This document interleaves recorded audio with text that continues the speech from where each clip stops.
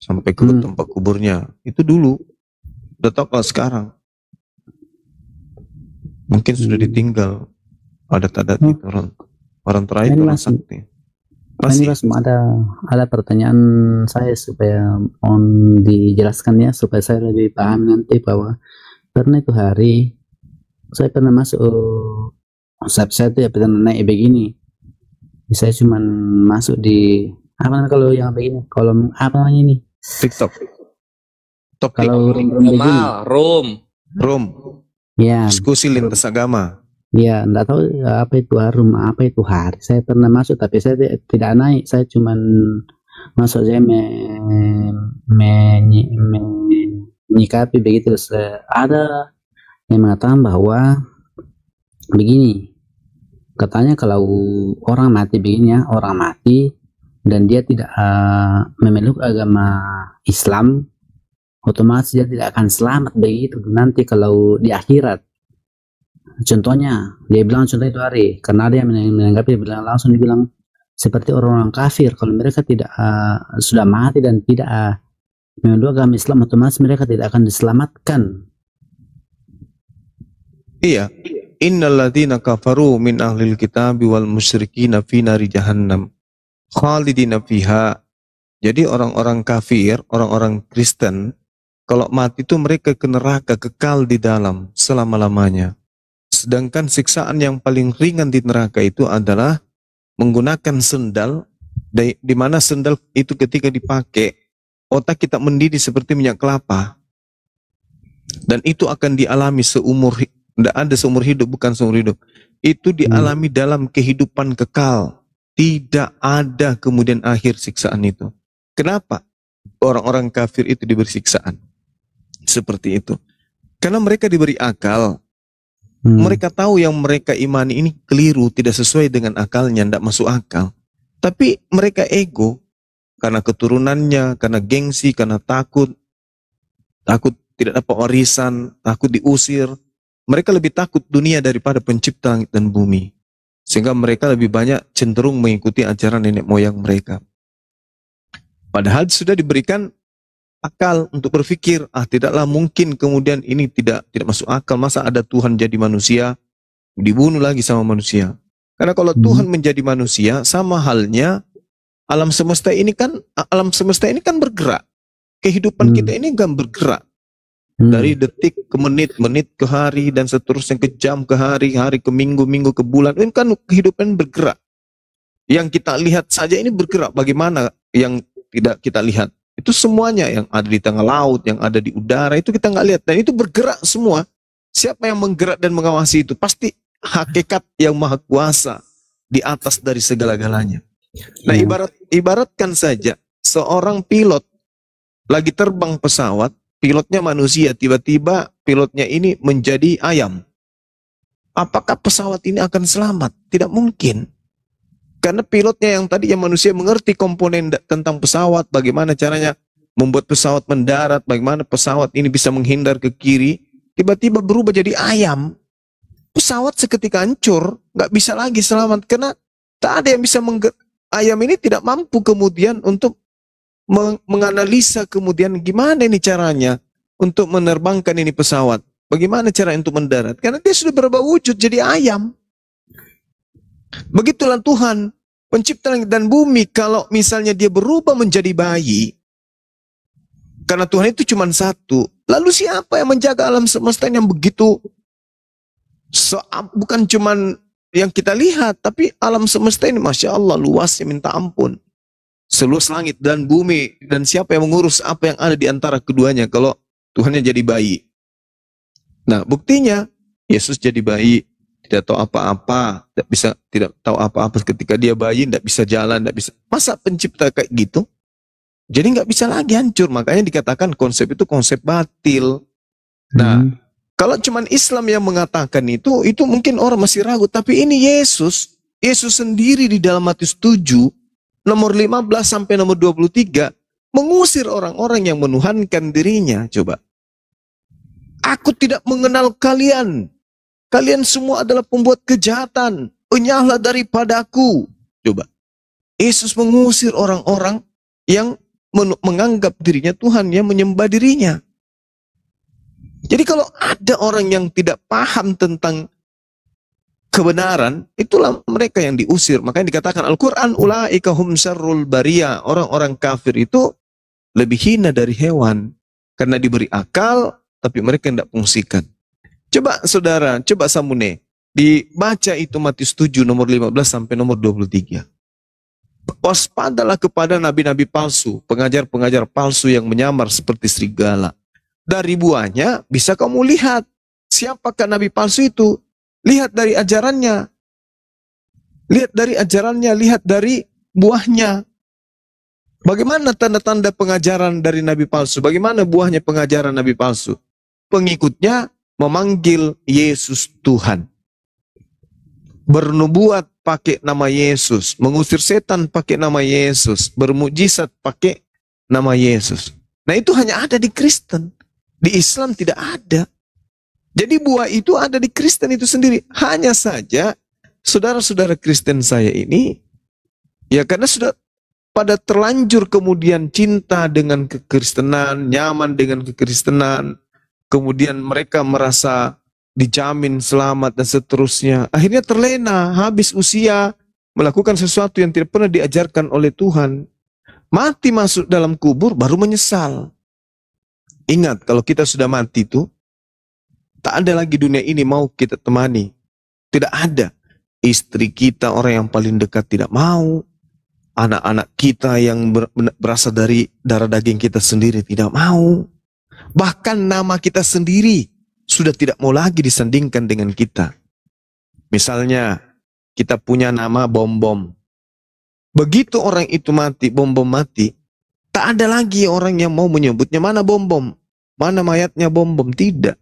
Orang akan mencari mana mayatnya, angkat ke sini biar kita mandikan. Kenapa sih Bang?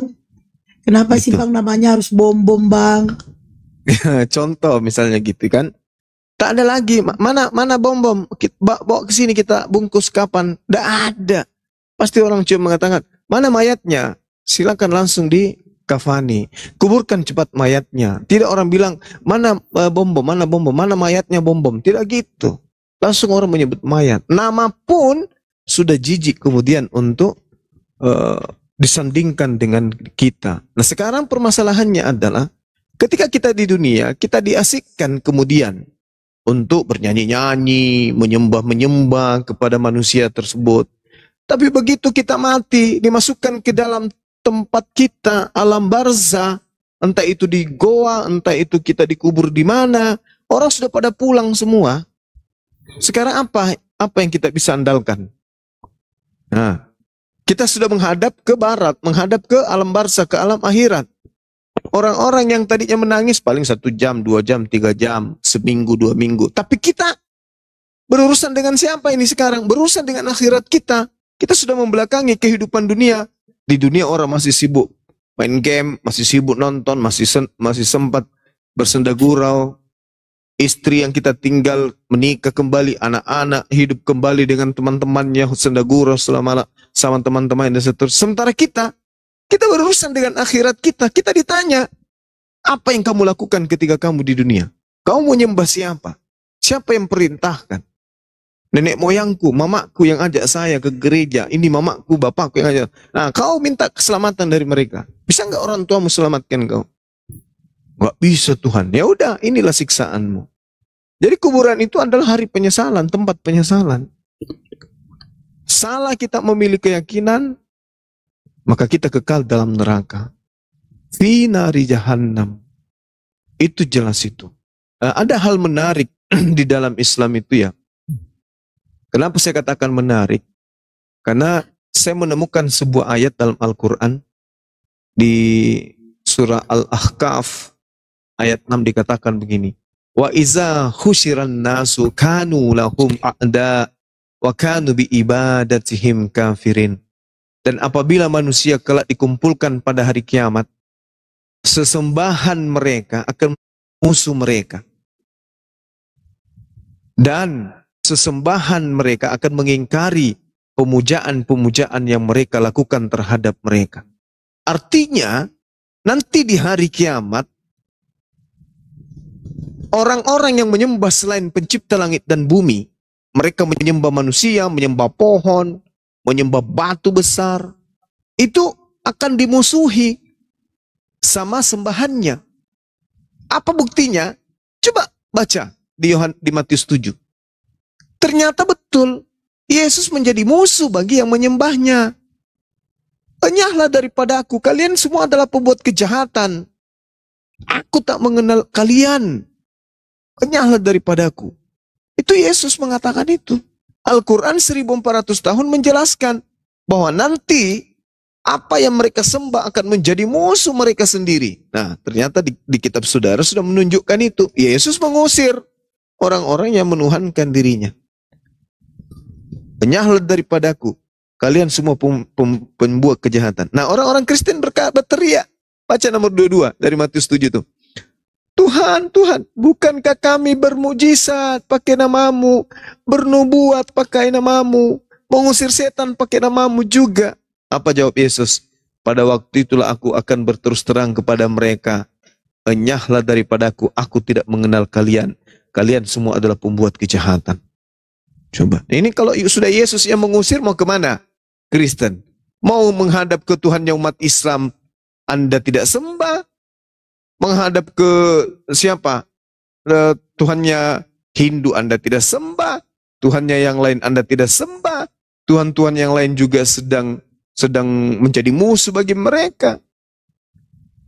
Nah, Anda meminta tolong kepada siapa? Tolong saya, Yesus. Tidak, kamu penyesat. Kamu pembuat kejahatan. Enyahlah daripada aku, kalian semua pembuat kejahatan. Coba saudara ini, coba dibaca itu Matius 7. Dari nomor 15 sampai nomor 23. Baca pelan-pelan, pakai hati. Nah, diusir enggak di situ orang Kristen? Diusir. Diusir. Jelas sekali tuh.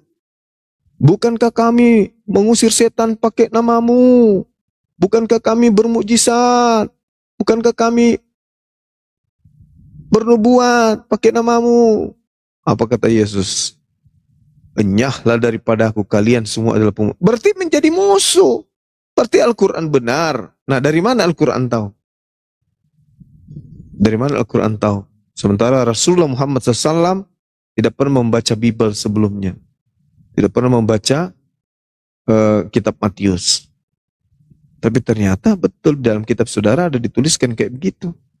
Anda akan diusir sama Yesus. Nah, itu yang pertama. Yang kedua, di dalam kitab yang Anda pegang, di Yesaya 66, nomor 15 sampai nomor 17, dan seterusnya. Di situ jelas diterangkan Tuhan akan datang dengan nyala api yang menyala-nyala untuk membakar semua pemakan babi dan pemakan tikus dan binatang-binatang yang menjijikkan lainnya. Nah, agama Kristen ini diajarkan oleh Paulus tidak ada makanan yang haram. Semuanya halal, termasuk babi.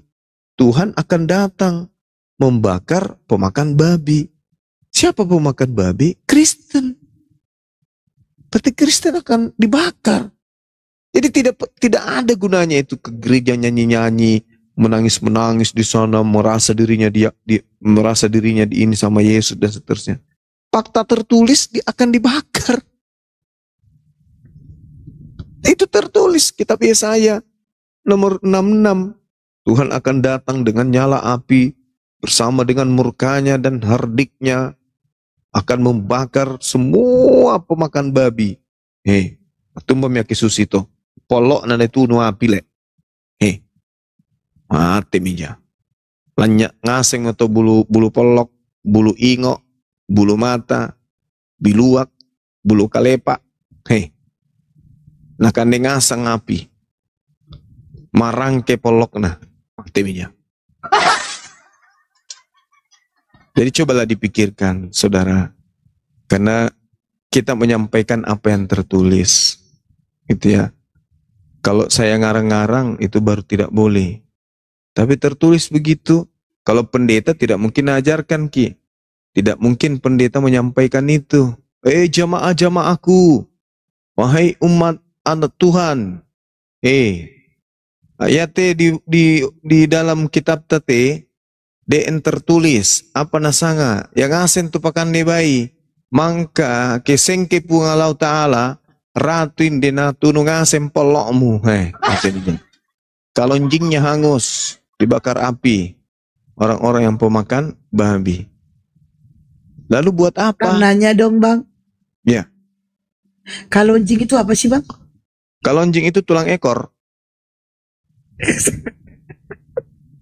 Tulang ekor yang di belakang kalau orang duduk itu ada yang runcing. Nah, itu namanya kalonjing. Astagfirullahaladzim. Kenapa?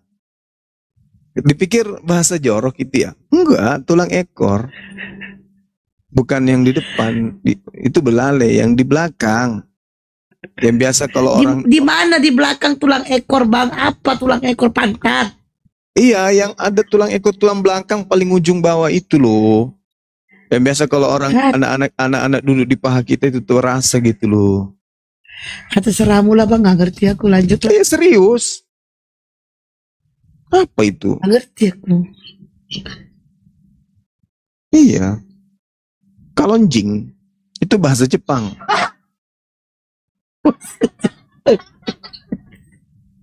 Kalau bahasa Medannya apa? Kalau tulang pantat itu apa? Gak tahu aku tulang tuh. sulbi. Kalau di Islam kita tulang sulbi namanya. Sulbi. Kalau di bahasa Medan ya paling tulang belakang bang. Yang paling bawah itu. Iya tulang belakang. Bagus lah kalau gitu. Kalau bahasa kami itu kalonjing. Misalnya kalau orang jatuh dari motor kan, apanya sakit? Apa yang sakit? Kalonjingnya. Betul pantat. Lah baru. Ya, waktu mami kesusito samune. Lako dio gereja tumangi. Oh Indo, oh ambe. Demum prakatua morena dikana mindio si sola solaku mindio dio salo tuat. Nah, keluarlah air mata. Itu lagu Jawa tapi ada bahasa tuanya. Cuman itu bang. Keluarlah air orang Jawa matanya kan. Tua. Keluarlah air matanya, nangis-nangis mengharapkan keselamatan, tapi cuman angan-angan. Begitu mati, kasih tendangan penalti dari Yesus. Enyahlah daripadaku kalian semua pembuat kejahatan. Pembuat kejahatan tertulis jelas di dalam Matius 13 nomor 50 akan dilemparkan ke dalam api neraka yang menyala-nyala. Oh Indo, natunu api lentekku Indo. Oh ambe, natunu di kanali mangku api ambe. Apa miyaki susite sangi api kasih na di kanan Indo. Oh Indo matumba na tae amboku inde. Natunu mangasem mo kodong piyo polo na api. Tae mo apa-apa marangke polo na. Apa mi kalau begitu mi? Nah, apalah arti penyesalan kalau semua sudah terjadi? Tak ada artinya penyesalan. Mau baca dari kitab Kejadian sampai kitab Wahyu sampai 3000 kali sehari. Kalau konsep sudah salah ya salah aja. Oh di kana matumba mite tambok nana tunu api ambe. Ambe na pea matumba mite di kana nakan debati tong pelona. Nggak bisa. Sebenarnya Saya tidak mengerti abang tapi ngomong itu apa. lucu.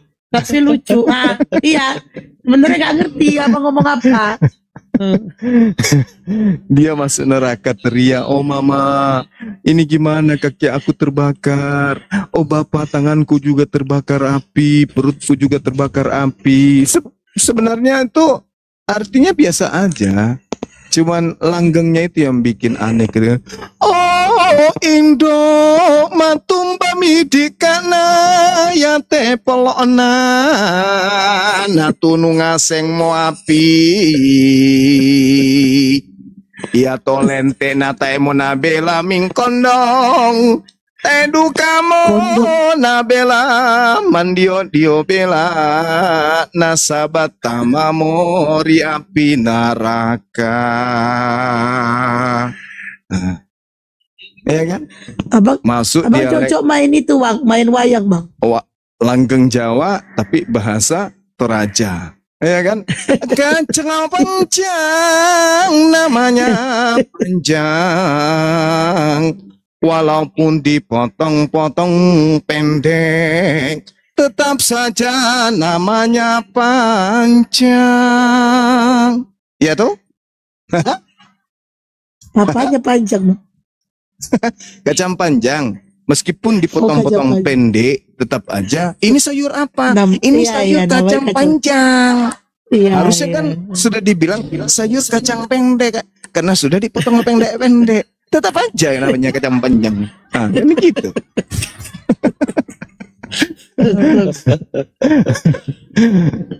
Bener itu bener loh.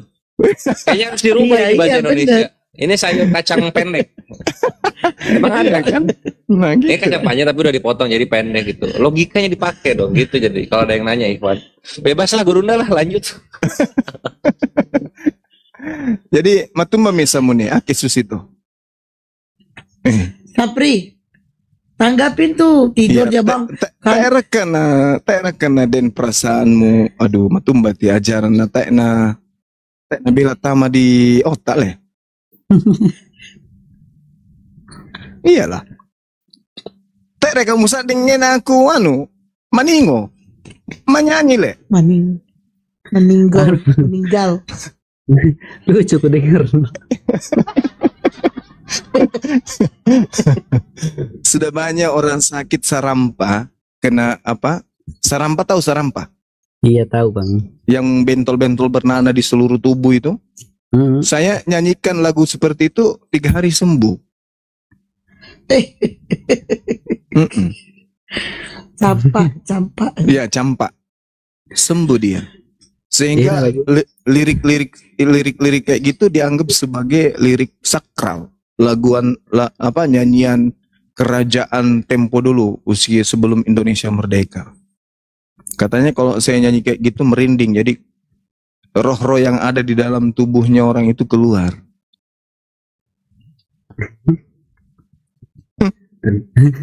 Ternyata Tapi abang nyanyikan tadi Rosi Sapri gak keluar bang. Itu dia sudah mulai tertawa. Tadi kan tekan kali dia udah mulai tertawa. Tadi saya ketawa tapi saya mut itu saya punya. Lucu sedengar bang karena ternyata sinden Toraja bagus juga ya.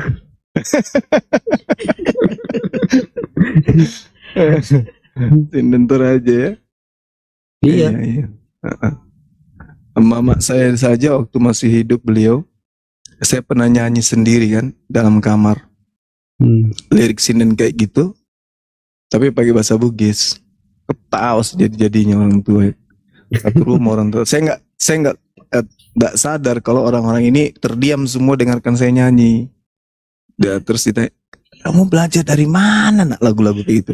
Dia nggak tahu kalau saya dengar dari TPRI. Lagu keroncong. Allahu Akbar, Masya Allah. Jadi gimana bang Sapri? Oh iya, Belajar terus. Perdalam Bible. Saya bisa tanggap sedikit bang. Iya boleh. Ya maksudnya dari teman yang abang Suma sampaikan. Ini saya tangkap pribadi ya, menurut teman pribadi berarti kalau contohnya tadi saya tanyakan bahwa kalau kita tidak memeluk agama Islam berarti kita tidak masuk surga, berarti kalau memang saya sendiri berarti agama yang menyelamatkan kita bukan iman. Sudah, pertanyaannya gitu. Dan Iya, karena karena itu tadi yang makanya biasa muncul pertanyaan itu karena tadi saya bilang kalau tidak memeluk agama Islam berarti contohnya yang kafir begitulah tidak akan masuk surga. Nah, itu satu tadi kalau berarti agama yang menyelamatkan seseorang. Terus yang kedua contohnya nih, dia sudah memeluk agama Islam ini bang, tapi semasa hidupnya selalu tidak kalau dibilang tanah suci pernah pengamat Tuhan beryesus di bawah. Bagaimana itu kalau bahasa Indonesia? Tidak sudah ajaran Tuhan dalam kehidupannya, dia berbuat tidak sudah ajaran Tuhan, tapi dia sudah memeluk agama Islam sampai dia mati. Bagaimana itu bang? Iya. Oke. Jadi yang pertama, yang menyelamatkan manusia itu adalah janji-janji Tuhan itu sendiri. Kalau manusia yang berjanji, maka mustahil kemudian bisa 100% dipercaya untuk menjadi tergenapi atau menjadi kenyataan gitu ya. Kita ragu gitu. Seorang presiden berjanji akan membagikan sepeda, akan membagikan mobil SMK. Walaupun itu terjadi, tapi kita ragu karena yang menjanji ini adalah makhluk. Tapi kalau Tuhan yang menjanjikan, maka apapun yang dia katakan pasti itu terjadi. Karena yang menjanjikan ini adalah hakikat yang maha benar, hakikat yang maha kuasa, hakikat yang maha suci. Maka mungkin kemudian dia menodai kesuciannya dengan sesuatu yang keluar daripada apa yang dijanjikan. Jadi kalau Tuhan menjanjikan, maka itulah keselamatan itu. Nah, sekarang kita berbicara mengenai iman. Iman itu kepercayaan kan? Keyakinan kita. Di atas yakin, percaya. Di atas percaya, yakin. Di atas yakin itu iman. Nah, kalau iman kita itu hanya sekedar percaya saja, hanya sekedar yakin saja, tanpa ada kebenaran absolut di dalamnya, maka sia-sia iman itu. Sia-sia kepercayaan itu. Seibarat orang percaya kepada pohon, bisa mendatangkan manfaat, bisa menyelamatkan dirinya. Itu hanya sebatas kepercayaan, sugesti, insting beriman. Yaitu keinginan yang diolah oleh apa yang didengarkan, sehingga muncul sugesti keinginan untuk masuk ke dalam surga sesuai yang dijanjikan oleh yang didengarkan. Tapi bukan begitu pola keselamatan itu, tidak begitu. Pola keselamatan itu adalah pencipta langit dan bumi yang maha mengetahui, menciptakan manusia dengan akal. Karena Tuhan maha mengetahui, mewahyukan sebuah kitab suci. Kitab suci ini mustahil bisa bertentangan dengan akal, mustahil. Kenapa? Karena kitab suci ini berasal dari pencipta langit dan bumi yang maha mengetahui. Manusia juga berasal dari pencipta langit dan bumi yang maha mengetahui. Jadi antara kitab suci dan manusia itu harus seia sekata. Gak boleh bertentangan. Ibarat mobil dengan buku panduan mobil, gak boleh bertentangan. Ibarat kulkas dengan buku panduan kulkas, tak boleh bertentangan. Ibarat komputer dan buku panduan komputer, tidak boleh bertentangan. Kenapa? Karena yang menciptakan komputer adalah oknum manusia. Berarti yang bikin buku panduan komputer harus yang menciptakannya juga. Dia yang menciptakan komputer, tahu perangkat-perangkat komputer, maka ketika dituangkan dalam sebuah buku, maka perangkat komputer harus sesuai dengan buku tersebut. Itu harus. Nah, siapa yang bisa membuat buku ini untuk menentukan pola yang ada di dalam komputer? Tentu adalah dia yang membuat komputer. Dituangkan ke dalam buku harus seirama, sejalan, seritme, segelombang dengan apa yang ada di komputer. Cara mengoperasionalkan komputer harus dilihat dari buku panduan. Ini buku panduan dengan komputer pasti sama. Kenapa? Bersumber dari sumber yang sama. Tapi kalau bukunya mengatakan beda, komputernya juga mengatakan beda, siapapun tidak akan pernah bisa mengoperasionalkan komputer itu dengan menggunakan buku ini. Buku ini harus dibuang karena tidak bermanfaat, tidak sesuai dengan komputer. Begitu juga dengan manusia yang diciptakan oleh Tuhan. Dengan akalnya manusia bisa menerbangkan besi berton-ton, beribu-ribu ton. Siapa yang bisa membayangkan kemudian besi, baja, bisa mengangkut ratusan manusia sekali terbang? Siapa yang buat itu? Akal manusia. Hebatnya manusia itu. Siapa yang bisa membuat kemudian kita berdialog antara Toraja dengan Makassar? Jaraknya ratusan kilometer. Hanya dengan menggunakan alat yang sangat tipis. Namanya HP.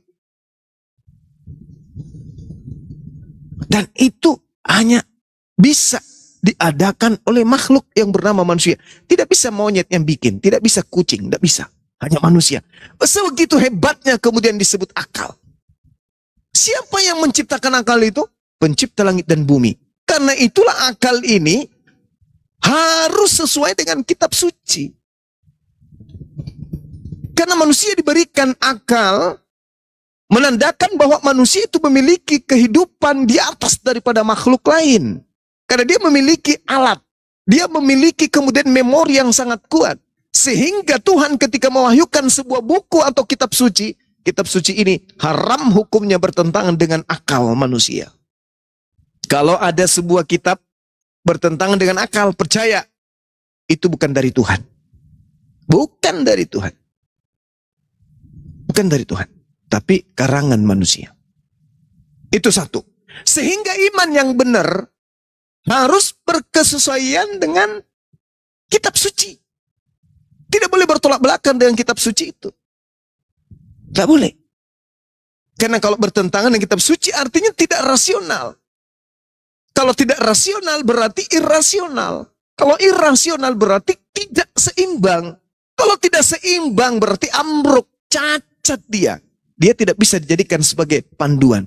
Jalan lurusnya bengkok-bengkok. Bengkok ke kiri, bengkok ke kanan. Kenapa? Tidak bisa dijadikan sebagai panduan. Irasional. Tidak logis. Tidak masuk logika. Artinya tidak seimbang. Sedangkan antara wahyu asalnya dari yang maha mengetahui harus masuk ke dalam logika kita. Nggak boleh tidak. Kalau sebuah buku yang dianggap suci sudah bertentangan dengan akal, berarti ada dua. Akal orang itu sakit atau bukunya yang sakit. Harus dua-duanya sehat. Nggak boleh tidak. Nah itu ketika bukunya sehat, orangnya sehat, maka akan melahirkan iman yang sehat. Jadi di mana bisa ditemukan itu? Hanya di Islam. Hanya ajaran para nabi yang bisa kita temukan. Kalau di Kristen gimana? Oh nggak bisa. Tuhannya menjelma jadi manusia, jadi bayi. Apa-apaan bang? Pencipta langit dan bumi. Apa dipikir bumi ini cuman di Toraja aja bumi itu? Alam semesta ini luas. Begitu Tuhan